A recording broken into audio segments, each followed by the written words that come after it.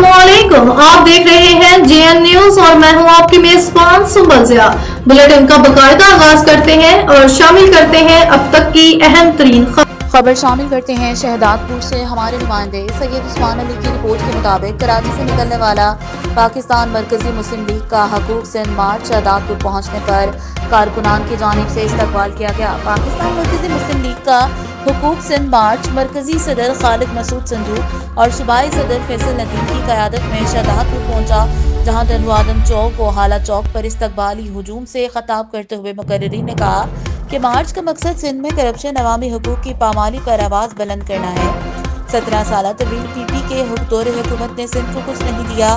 दरिया सिंध से मजीद केनाल निकालने का हुकूमती फैसला सिंध की आबाद ज़राई ज़मीनों को मजीद बंजर बनाएगा।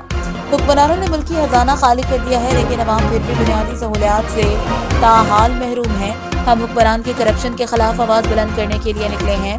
सिंध के तमाम अजला में करप्शन, अमन की खराब सूरत हाल की दास्तानें नजर आती हैं। अवाम अपने हुकूक के लिए खड़े हो जाएं।